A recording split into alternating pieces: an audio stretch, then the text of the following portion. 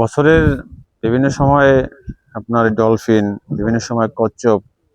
Last 2 মাসে কিন্তু আমাদের আবার কিন্তু দুইটি জলবায়ু যে কি বলে তিমিও কিন্তু বেশি এসেছে।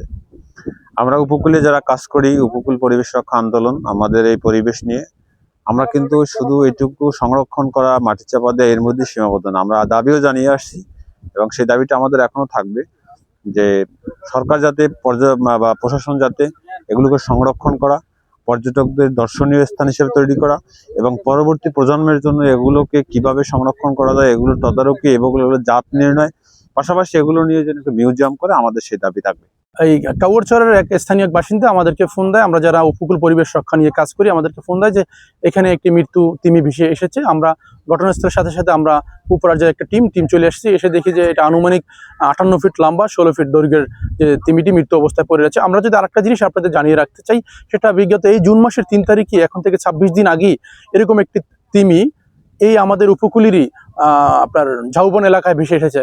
বিভিন্ন রকম সময় আমরা দেখি বিভিন্ন রকম জায়গায় মৃত্যু তিমি, ডলফিন, কচ্ছপ থেকে বিভিন্ন রকম সামুদ্রিক প্রাণী ভেসে আসছে। আসলে এগুলোর এখন তো আমাদের সঠিক কোনো উদ্ঘাটন এখন তো আমাদের করা হয় না যে কি কারণে আসলে এগুলো মারা যাচ্ছে। কিন্তু আমরা সরকারের যারা ঊর্ধ্বতম কর্মকর্তা তাদেরকে আহ্বান জানাই যাতে জেলেদেরকে নিয়ে যাতে এই তিমিগুলো, এই কচ্ছপগুলো কেন মারা যায় এটা নিয়ে আসলে সঠিকভাবে যেন দেখা হয়। এবং এই যে তিমি, ডলফিনগুলোর যে আপনার মৃত্যুর যে কঙ্কালগুলো আছে, এই কঙ্কালগুলো যদি সংগ্রহ করে নির্ধারিত একটা পর্যটন স্পটে যদি রাখা হয়, তাতে পর্যটকদের আলাদা পর্যটন একটা স্পট বাড়বে।